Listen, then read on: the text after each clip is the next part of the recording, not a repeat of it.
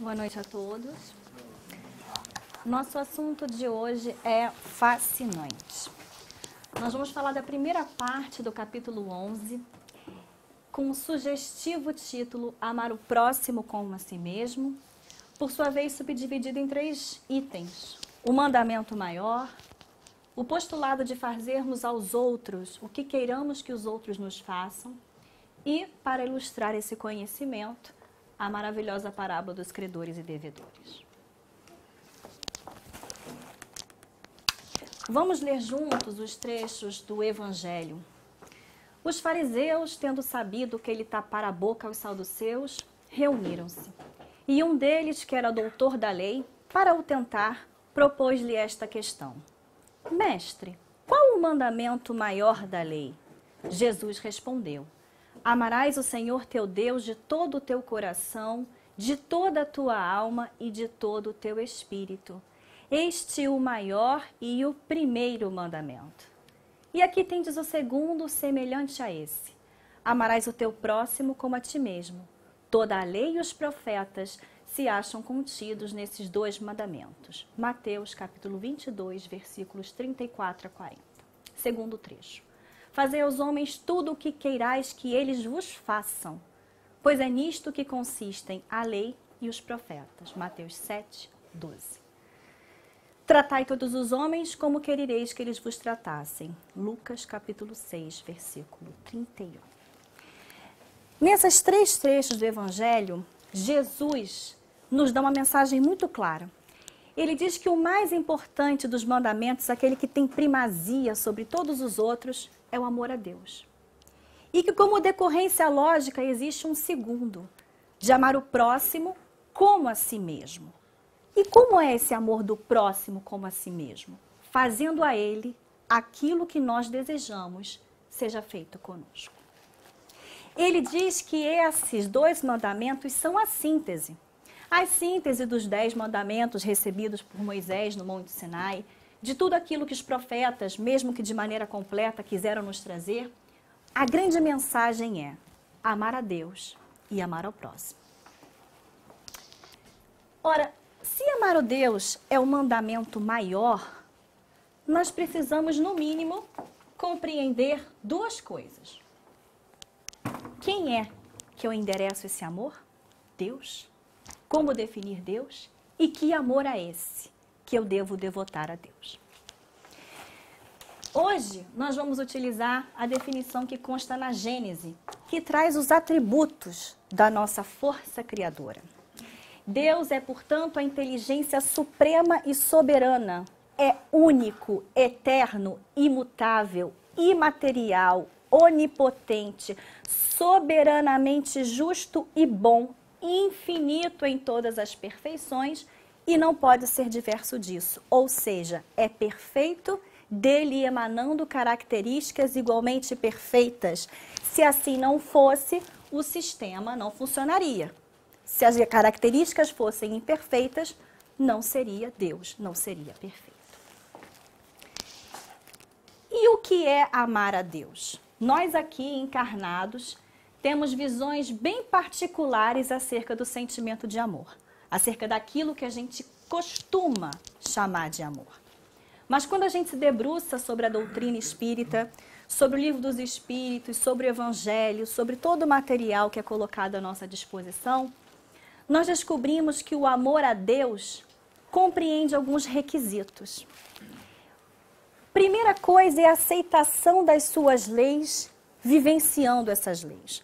Ou seja, ao mesmo tempo que amar a Deus é um mandamento, para amar a Deus é preciso conhecer a sua lei e viver de acordo com essa lei. É necessário que a gente possa sempre ter a percepção de uma causa inteligente em todas as coisas. Acabamos de ver que do nada, nada surge. Então, evidentemente, nós sabemos que existem causas que geram efeitos. Muitas das vezes nós não conhecemos, para que não soframos, determinadas causas, mas tudo tem uma explicação. Quem ama a Deus tem confiança no futuro, pois acredita, sabe, conhece a lei do progresso. sabe que todos nós somos criaturas que vamos ter um final feliz. Vamos alcançar a perfeição e vamos ser felizes. Na última página do nosso livro está escrito assim: e alcançando a perfeição, fora feliz para sempre. Mas nos interessa o caminho. O caminho que nos leva a esse final que nos fora prometido. Não é à toa que a palavra entusiasmo, que quer dizer alegria, originalmente, lá no grego antigo, ela era ter Deus em si. É o Deus em mim. A pessoa entusiasmada, a pessoa animada, que carrega Deus em si, ela confia em suas leis e vivencia. Quem ama Deus precisa enxergar Deus no próximo, porque não é possível devotar um amor a Deus renegando uma de suas criaturas. Não é possível amar ao Pai renegando um de seus filhos. O amor que é agradável ao coração do nosso Pai é aquele que abarca todos, toda a humanidade. E é claro que amando a esse Deus, nós conseguimos alcançar a mais pura forma de amor, que é a caridade. Um amor que é liberto, um amor que é puro, que se liberta da ignorância e que consegue finalmente nos levar à salvação. Ou seja, a nossa salvação vai se dar pelo amor. E aqui, coisas interessantes começam a nos chamar a atenção. Amar a Deus é o mandamento maior, é o mais importante, tem primazia. E para amar a Deus, eu preciso vivenciar e compreender essas leis. Amar a Deus, ao mesmo tempo que é um mandamento, é uma forma de cumprir a sua lei. O sistema se completa. Então, eu preciso descobrir aonde está escrita essa lei.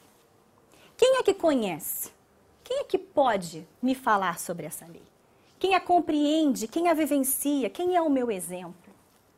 E a importância do Evangelho de Jesus para nos clarear essas leis do nosso Pai.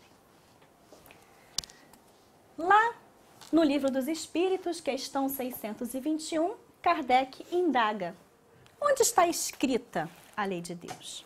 E a resposta é: na consciência. O que equivale dizer que a pergunta poderia ter sido: aonde está inscrita? Aonde está inserida? Aonde ela está gravada? Aonde é a fonte que eu devo beber quando tenho sede do conhecimento da lei do meu Deus? Na consciência. E a consequência disso é que Kardec vai indagar, mas se estava na consciência, por que precisava ser revelada? Por que era preciso tirar o véu dessa lei? Os Espíritos nos respondem: o homem esqueceu a lei, menosprezou. Deus desejava que essa lei nos fosse relembrada. Ela estava na nossa consciência, adormecida, era preciso um despertar. E quem é que conhece a lei de Deus? Quem a compreende em verdade? Lá na questão 619, nós vemos que todos podem conhecer a lei de Deus, mas nem todos a compreendem. O que significa que a lei está nas nossas consciências, qualquer criatura de Deus pode ir lá e conhecê-la. Mas a compreensão imprescinde que seja um homem de bem e alguém desejoso de investigá-la. Caso contrário, não compreende. O que significa que essa lei tem uma vedação? O homem mau não compreende a lei de Deus. Por isso que a maldade é a ignorância, é o desprezo da lei. A criatura fica na maldade porque não tem o desejo de fazer o bem e de se debruçar sobre a própria consciência e acessar a lei de Deus. Sendo assim, o nosso sistema começa a se completar. Amar a Deus é cumprir as suas leis. As suas leis estão em nossas consciências. Todos podem conhecer. A compreensão necessita ser uma pessoa de bem e o desejo de investigar. Como isso vai acontecer? A importância do Evangelho de Jesus. Na pergunta 625, nós vemos que o mais perfeito modelo que foi oferecido à nossa humanidade é Jesus. Ele é guia e modelo. Ele é guia, ele vai na frente com a lanterna mostrando o caminho. Ele ilumina, ele é o guia. E ele é o modelo. Eu posso copiar e colar o caminho do jeito que ele caminhou. E eu vou estar em fiel cumprimento às leis de Deus. Só que às vezes a gente precisa de um pouco mais que isso para compreender. Nós, na nossa vida, quando a gente vai passar por uma prova, num curso, numa faculdade, a gente entra em pânico na prova.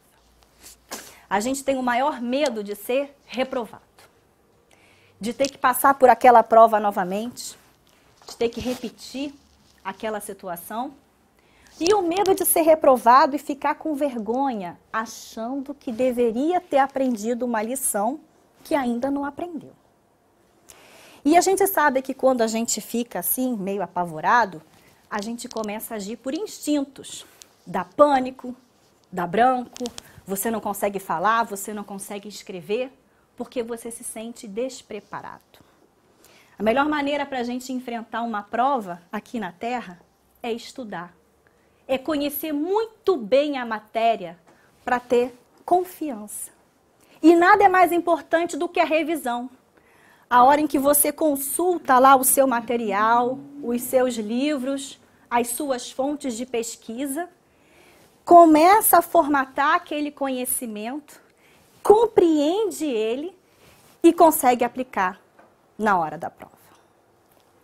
Ora, quem somos nós? Alunos que tínhamos esquecido as leis do nosso Pai. Deus desejoso de que a gente pudesse relembrar essa lei que estava na nossa consciência, dormindo, nos envia um mestre para revisar conosco a lei que estava adormecida na nossa consciência. Para fazer a gente revisitar essas leis e compreendê-las. Deus sabia das nossas limitações. Sabia o quanto seria difícil para a gente entender essa lei. Nós estávamos dando sinais de não compreender, de nem mesmo conhecer essa lei, de estar menosprezando realmente e esquecendo. O que ele faz? Nos manda um Cristo. Nós não tivemos qualquer mestre, um Cristo. Um Espírito que após a perfeição, como nos ensina Haroldo Dutra Dias, passa bilhões de anos se preparando para ser um Cristo. Nos envia esse Cristo que se faz homem, como nós, caminha conosco no ombro a ombro, veste os nossos sapatos e vive a lei de Deus. Vive o amor. Mostra pra gente como é que se ama a Deus. Vem falar e vem fazer as coisas que nós já tínhamos esquecido mesmo que sabíamos e que tínhamos dentro de nós.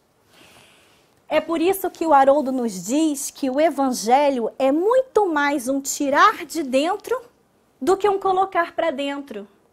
Porque a gente, como a gente aprendeu, a lei de Deus está na nossa consciência, mas tem que ser bom, tem que buscar. Jesus vem conosco ajudar a acessar esse arquivo morto e botar para fora, em forma de amor. É muito bonito quando a gente pensa sob essa perspectiva, porque a gente vê a demonstração de misericórdia de Deus. A que ponto nos foi concedido uma chance de compreender essa lei?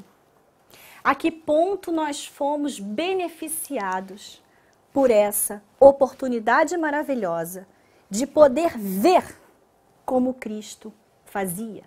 Ele tornou possível, diante dos nossos olhos, cumprir aquela lei. E como se não bastasse o jeito de agir, Jesus tinha um jeito peculiar de falar, porque ele veio para iluminar as nossas consciências. Ele não veio para violentá-las. Ele sabia que não podia rasgar o verbo, falar de qualquer maneira, nos ajudar. Dessa forma não ia adiantar de nada. Ele precisava desenhar para a gente, como a gente costuma dizer. Quer que eu desenhe? Pois é, Cristo desenhava. Ele criava parábolas, alegorias. Parecia que ele estava contando uma historieta, mas aí tem um ensino moral.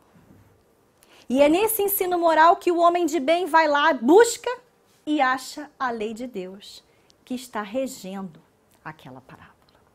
Então as parábolas são um excelente mecanismo para nós encontrarmos a lei de Deus, que está lá à nossa disposição, esperando o despertar da nossa vontade de conhecê-la. E é por isso que a parábola dos credores e dos devedores, também conhecida como a parábola do devedor incompassível, ela tem um papel fundamental na compreensão da lei de amor. Porque é quando nós nos damos conta de que forma esses ensinamentos são aplicados. Nós acabamos de ver que as leis de Deus estando na nossa consciência, todos podem conhecê-la, todos podem, se quiser, se forem bons em investigá-las, compreendê-las. E acabamos de ver que o maior mandamento é o mandamento de amor a Deus. E que dele deriva um mandamento de amor ao próximo.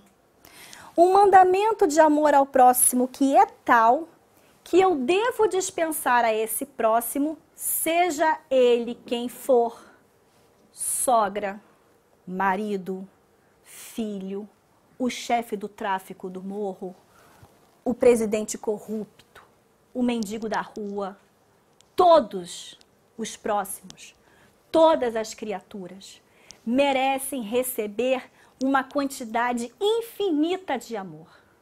Porque é essa medida de amor que vai ser usado em nosso próprio proveito.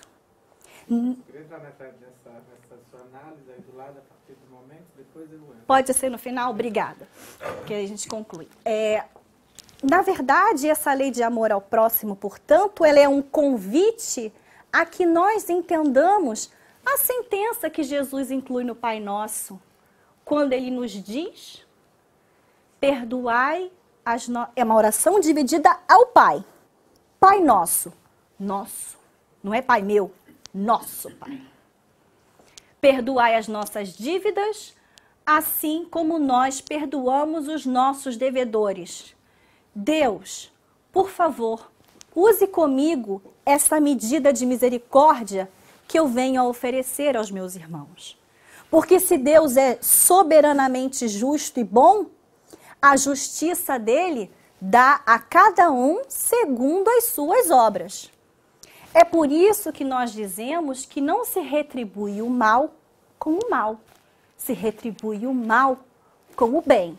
O mal que a pessoa inocula é obra dela. E aí ela ativa uma outra lei, ação e reação. E sobre ela vão recair as consequências. E nós sabemos que toda vez que nós burlamos, não cumprimos uma lei, nós sofremos. Porque essas leis, sobretudo a lei de amor, é aquilo que vai nos levar à salvação, à perfeição e à felicidade. Mas se eu retribuo o mal com outro mal, eu estou agora obrando. Então, naquele momento, aquela atitude é minha. E se eu tenho livre-arbítrio e se eu posso ir na minha consciência e buscar a lei, eu posso aplicar a lei. Em outras palavras, a nós é facultado essa decisão. Quanto mais depurado o espírito, mais ele age em razão dos sentimentos. Quanto menos depurado, mas ele reage por instinto. Nós acabamos de falar das provas da vida. A gente se apavora, age no instinto. Quando o espírito se depura, Deus se comunica com ele. E de que forma se comunica? Pelo sentimento. Quando nós estamos andando na rua, vemos um mendigo que nunca vimos na frente, passando frio, o nosso coração se enche de amor e você diz, eu preciso fazer alguma coisa. Eu tenho que tirar ele dali, eu tenho que dar comida para ele, isso não está correto. Naquele momento, Deus está falando contigo, enchendo o seu coração de amor. E você, tomado por aquele sentimento, você já não é mais você. Você é um irmão, que outro irmão cruzou o caminho e ali está também uma prova. É a hora de você mostrar que conhece a lei. E já passa a ser tão natural que amar é só o que você sabe fazer. E você já não pode dar outra coisa àquele irmão que não seja um verdadeiro amor. E é refletindo em torno de tudo isso que nós vamos olhar para a parábola dos credores e devedores. Ela é longa, mas nós vamos ler juntos. Diz assim: o reino dos céus é comparável a um rei que quis tomar conta aos seus servidores. Ou seja, a justiça divina parece-se com um rei que está fazendo a contabilidade daqueles que os servem. Tendo começado a fazê-lo, a contabilidade, apresentaram-lhe um que lhe devia 10.000 talentos.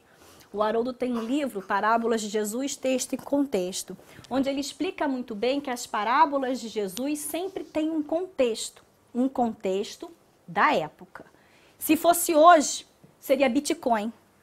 Mas como era naquele tempo, eram 10.000 talentos. E ele continua. Então, um rei fazendo conta viu que tinha um servidor.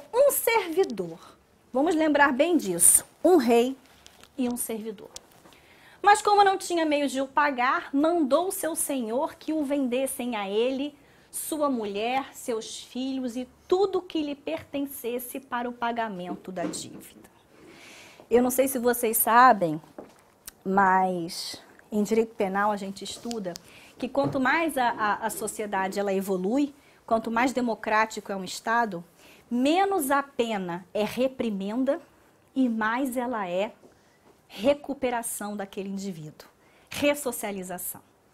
Quanto mais atrasada, primitiva a sociedade, mais ela tende a pensar que a pena é um castigo e que isso tem que infligir dor numa pessoa. Talvez seja impressão minha, mas eu acho que a gente não pensa mais assim. Eu acho que eu nunca ouvi ninguém dizer frases do tipo: ah, mas já que está preso tem que sofrer mesmo. Presídio não é hotel, não é spa de luxo. Na atual situação do Brasil se fala, né? Exatamente. Hoje, então, eu escutei o áudio dizendo assim, vamos mudar para o presídio, porque estando lá a gente vai estar comendo pois é. e recebendo a pensão. Então, isso foi uma ironia que eu utilizei para dizer a vocês que ainda hoje, naquele tempo, as pessoas pagavam a dívida se coisificando, virando servos, entregando a própria família.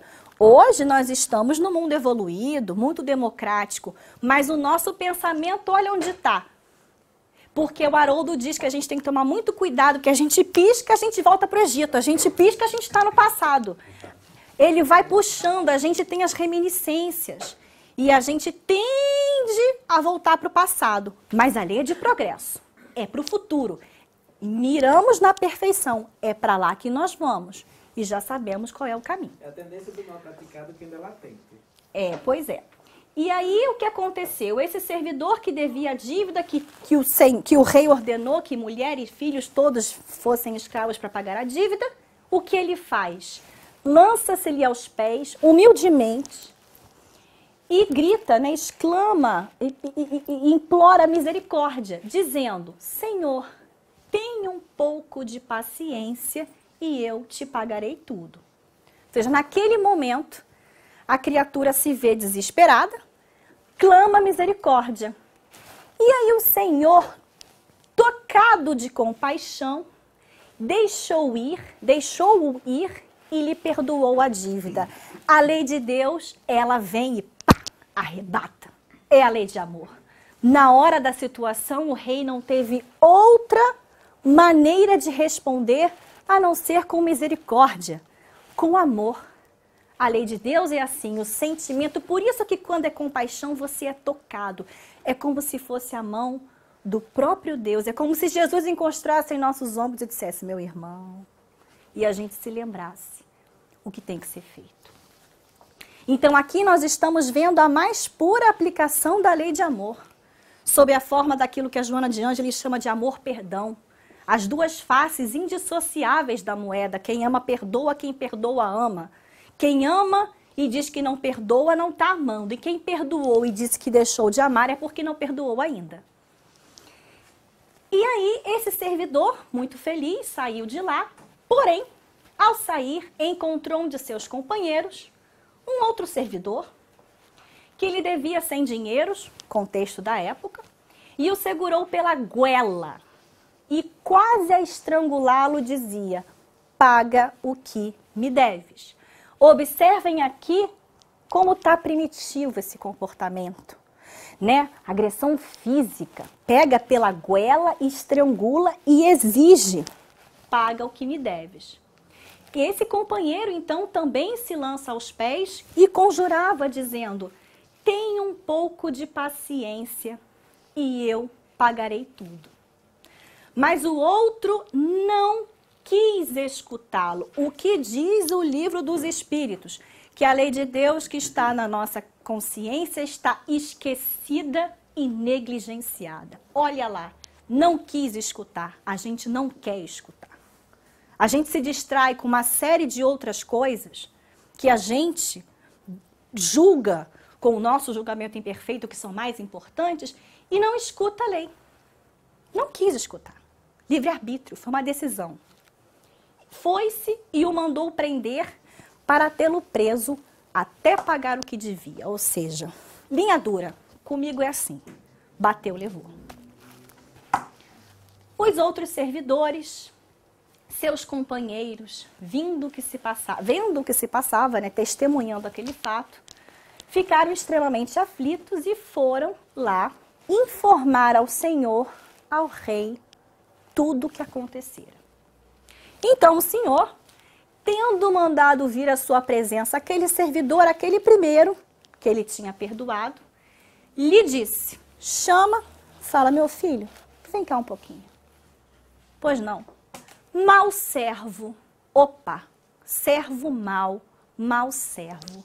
Quem é que não compreende a lei de Deus? Quem é mau. Nós, a serviço do amor do nosso Pai, somos maus servos quando negligenciamos a sua lei. Quando não compreendemos essa lei, permanecemos na ignorância. E assim ele disse, mau servo, eu te havia perdoado tudo o que me devias, agi contigo com toda a misericórdia de que eu dispunha, com todo o meu amor, deixei a lei de Deus tomar conta de mim. Fui inundado do sentimento de amor, como deve ser. Porque me pediste diante do teu pedido. São as provas da vida. Os momentos em que a gente é conclamado a fazer a aplicação da lei de Deus para o nosso progresso, para a nossa felicidade.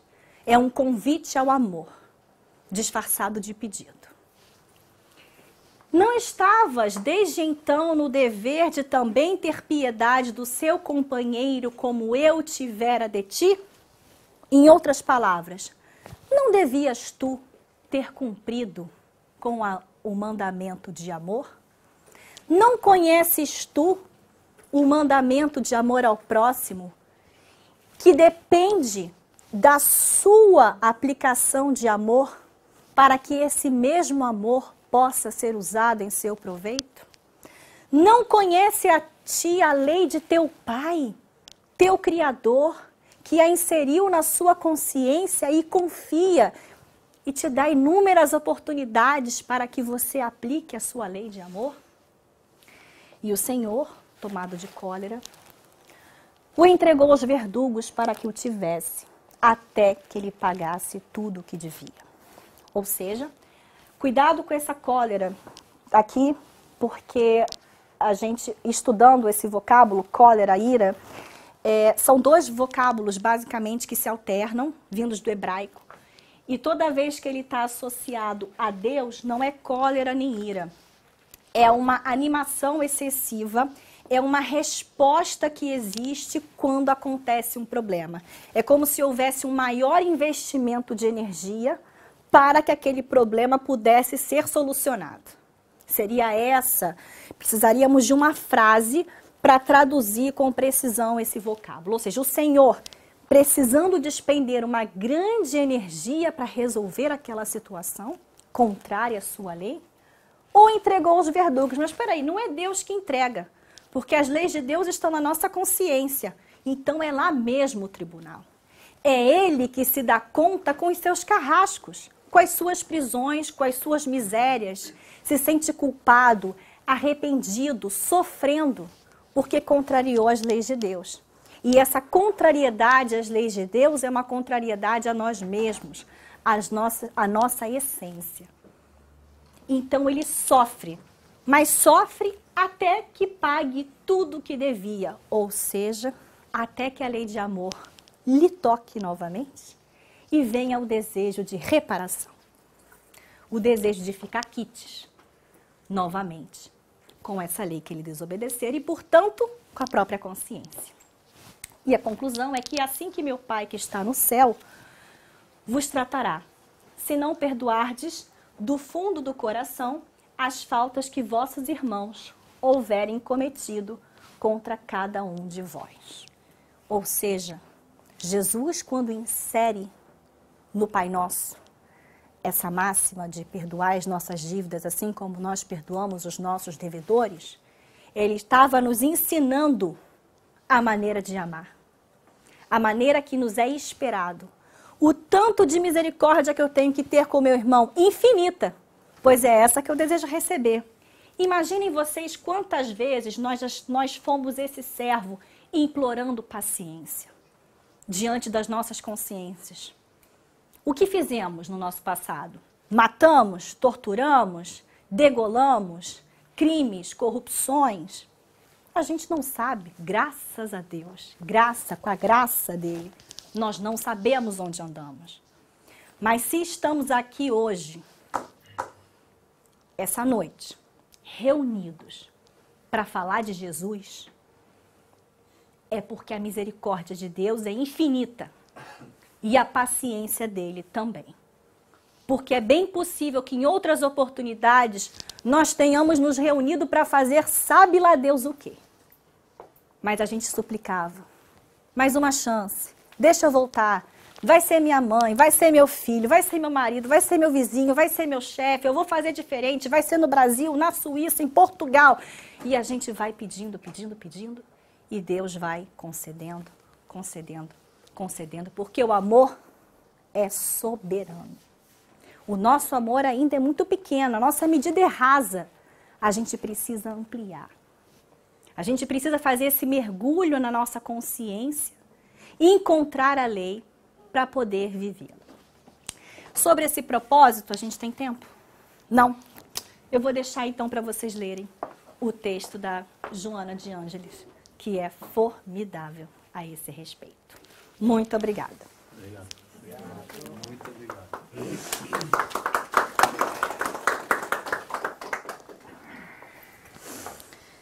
Vamos fechar os nossos olhos confortavelmente e humildemente. Hoje nós vamos dirigir a nossa prece ao nosso Pai Celestial. Meditando com muita gratidão sobre a misericórdia, o amor, a paciência que Ele sempre teve conosco. Bendito seja o caminho que nos trouxe até aqui, a cada um de nós. Bendita seja essa misericórdia infinita que nos tocou o coração e que nos conduzirá ao progresso.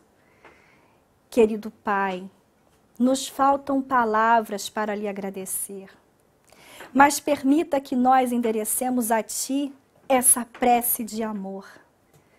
Permita que nós possamos dizer de todo o nosso coração o quanto estamos desejosos de reencontrar a Tua lei e de servir nesse reino de misericórdia, de amor e de bondade.